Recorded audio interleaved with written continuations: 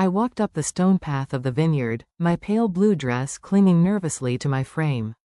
The sun was bright, casting sharp shadows across the rows of grapes, but it did nothing to lift the heaviness that weighed on me. Guests were mingling, champagne flutes in hand, laughing, smiling, basking in the joy that was supposed to be shared. Yet as I stepped closer, the familiar pang of being out of place struck me. I was family, yes, but invisible in the ways that mattered. My father, Burkham, noticed me instantly.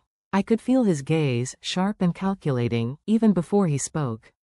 "Rowena, that shade doesn't really suit you," he said loud enough for the relatives passing by to hear. A murmur ran through the crowd, half chuckling, half awkward.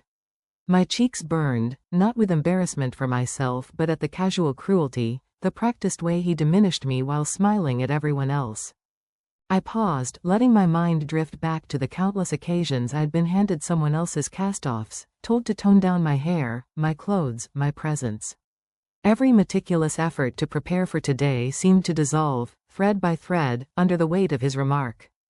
Guests shifted uncomfortably, unsure how to respond, their silence amplifying the sting.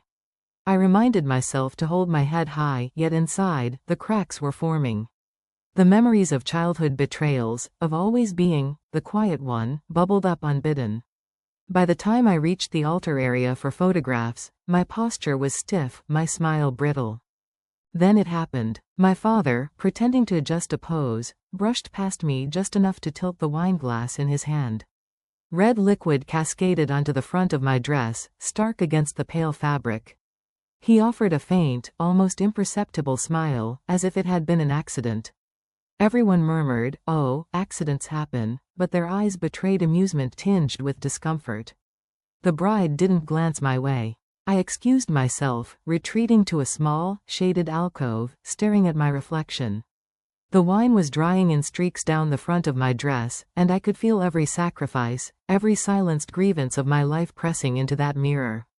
My reflection looked back at me, strained but alert, and I thought, why am I still here, standing on the edges of everyone else's celebration? I could hear the laughter and clinking glasses from the patio. Guests raised their flutes for a toast, yet my name was absent. Memories of birthday gifts given away to siblings because they needed it more flooded in.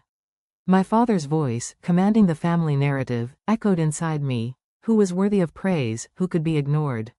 A cousin lingered nearby, their gaze flicking toward me, almost acknowledging my treatment. I noticed the details, the way people avoided my eye, how the favors of attention always flowed elsewhere.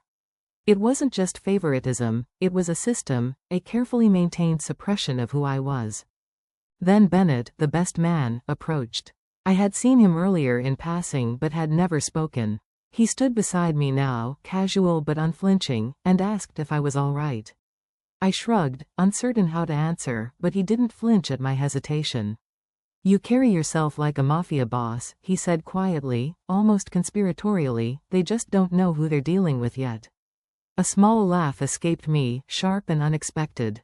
It startled me more than any insult had ever done. In that moment, I glimpsed a version of myself unbound from their expectations, a woman capable of being formidable and unignored. I didn't speak, but inside, something shifted. The embers of a fire long suppressed began to flicker to life. I walked back toward the reception, the wine stains still evident on my dress, but my steps were steadier, more deliberate. My chin lifted, shoulders squared. If I was destined to be the outcast, then let them see the strength that comes from the one they underestimated. I didn't need anyone's approval, I needed only to acknowledge my own presence, my own worth. The public humiliation remained, but it no longer defined me. A silent rebellion took root in my mind, a reckoning yet to come, quiet but inevitable. This wedding, which had been intended to diminish me, had instead begun to awaken the resolve that no one could take away. I stayed at the edge of the reception, the pale blue of my dress still marred by the earlier spill. Guests twirled and laughed, swirling glasses of wine, oblivious to the storm brewing inside me. Then I caught it. A group of distant relatives leaning in close, voices just loud enough for me to hear. Of course Rowena made it about herself again. The words cut deeper than any accident with wine ever could. My chest tightened, a familiar mix of guilt and confusion crawling through me. Thanksgiving 3 years ago flashed in my mind. A similar dinner, a similar moment of blame, my father's voice echoing, "Rowena always plays the victim." The label had followed me ever since, shadowing every gesture, every silence. I wondered, am I really doing something wrong just by existing? The weight of decades of subtle conditioning pressed down on me, each unspoken rule reinforcing that I was always at fault, always the outsider. A cousin nudged me, requesting I move so someone else could take the family photo. The implication stung. I didn't belong in the image, just as I hadn't belonged in the past. My older sister, Lorelei, stepped forward with that passive-aggressive precision she always wielded. "You could have worn something more subtle. It's my day, remember?" Her smile was sharp, rehearsed, a weapon veiled in courtesy. I felt my pulse quicken, the familiar ache of being the competition, even in silence. Prom night came unbidden to mind. Lorelei had insisted I wear flats so I wouldn't appear taller. I nodded now, outwardly compliant, but inside my mind raced, cataloging every slight, every microaggression that painted me as self-centered when I'd done nothing. The pattern was clear. I was gaslit into guilt, framed as the problem, even when I didn't speak. I slipped outside, seeking the quiet solace of the vineyard under the evening sky. The grapes rustled gently in the wind, the sun dipping low behind the hills. My phone buzzed, Aunt Zadie calling, the one who couldn't attend. I answered, and her voice was soft, reverent. "Your mom's anniversary is in 2 days," she said. My throat tightened. I was the only one who visited her grave each year, a ritual of remembrance I carried quietly. "Your mom would be proud," Zadie whispered, "but heartbroken you're still fighting to be seen." I gripped the phone tighter, my jaw hardening. The suppressed grief welled beneath my composure, feeding a quiet fire. This silent sorrow, long buried, began to mix with the anger I'd been holding back, twist S4 unfolding, giving me the courage I didn't know I had. Inside, the room hummed with chatter, music, and clinking glasses. I overheard my father, Burkham, chuckling at my expense again. "Rowena almost ruined the photos again." A younger cousin tilted his head, genuinely curious, "Why does Grandpa always seem mad at you?" The innocence of the question was like a knife, exposing the family dynamics I'd spent years navigating in silence. Instead of retreating, I met the gaze calmly, replying, "Because I stopped being quiet about things that hurt."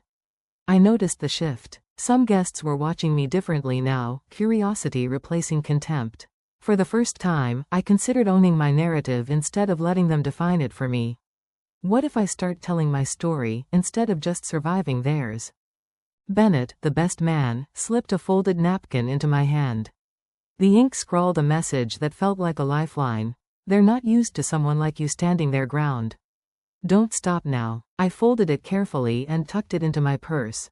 No smile crossed my face, but I felt the presence of someone who understood, someone who recognized the strength I'd carried silently. In that moment, the old patterns of blame began to feel like fuel.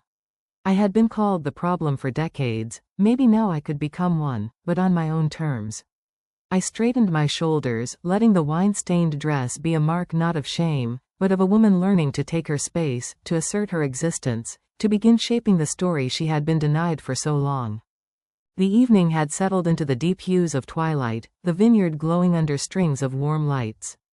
Guests swirled around the dance floor, some leaning close in laughter, others perched at tables with drinks in hand. My father rose, glass raised, and the crowd cheered. I braced myself. Every time he spoke, it felt like walking barefoot over shards of glass. His tone began kind, a practiced warmth that masked what I knew was coming. "Rowena, my little wildcard always had big dreams, none that lasted, though." The laughter from the crowd was sharp, careless, ignorant of the layers of cruelty beneath the humor. I forced a smile, a shield I had honed over years, and reminded myself, I had learned to laugh at my own humiliation, to survive the ritual of his words. But inside, the realization settled like ice. He wasn't careless, he didn't insult me by accident. Every cruel remark, every joke at my expense, existed for their entertainment. It was a pattern I had lived with my entire life, a family tradition disguised as humor, and now, the sting was undeniable. As the laughter ebbed, I scanned the room and caught sight of Lorelei, pretending not to notice, perfectly poised, as if she'd choreographed her indifference. For a moment, I felt myself detach, stepping outside the emotional current I had been dragged through for decades. Silence in that moment became clarity. Eleanor Roosevelt's words surfaced in my mind. No one can make you feel inferior without your consent. They rang like a bell in the dimly lit hall, grounding me amid the laughter and clinking glasses. I understood suddenly, sharply. I had been giving him permission to humiliate me, willingly or not, for years. The subtle power shift began in my chest, quiet, internal, yet undeniable. My emotional threshold broke, not with tears or protest, but with a hardening awareness that I had the power to no longer be invisible. It was a silent awakening, the first real shift in the balance that had kept me small for far too long. Then, as my father raised his glass again, preparing another wave of derision wrapped in smiles, Bennett, the best man, stepped forward. His voice cut through the rhythm of rehearsed speeches. He complimented the bride and groom, then locked eyes with me and said, "And to those who show up even when they're not celebrated, the backbone of every family." The room froze. Guests hesitated, unsure whether this was a subtle challenge or an ode. Applause broke, awkward and uncertain, filling the space with a tension that clung like mist. Humiliation melted into surprise, into something warmer, quieter. I felt validation, faint but real, threading through the shock of exposure. The shift in the room's energy was subtle yet profound. Even my father's jaw tightened, a visible crack in his meticulously controlled authority. The power dynamic was shifting, slightly but unmistakably, and I felt the quiet thrill of its possibility. Later, he cornered me by the catering table, leaning close enough for his words to sizzle through the air. "You made a fool of me tonight. You and that clown of a best man." I said nothing at first, simply watched him, unreadable, calm on the surface while my thoughts catalogued the fear behind his temper. He feared losing control, not me, not what I did, but the image he projected to everyone else.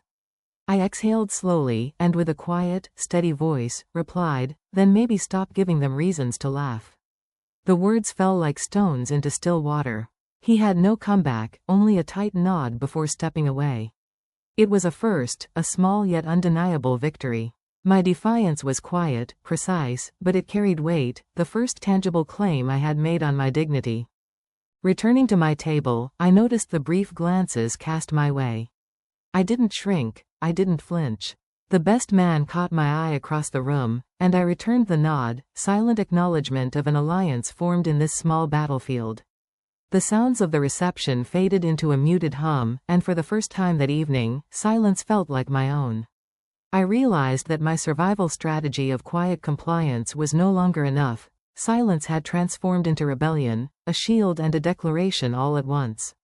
A tray clattered near my feet as a waiter stumbled, and I flinched despite myself, a reminder that the echoes of trauma linger even when you stand taller. Yet, in that flinch, there was also awareness, the beginning of my power, tempered and cautious, ready to rise when the room's lights dimmed and the dance floor emptied. I didn't yet know how far this would go, or what battles still awaited once the festivities faded, but for the first time that night, I understood the shape of my own resolve. I had taken a step that felt small yet seismic, a quiet defiance that the family would not easily unsee.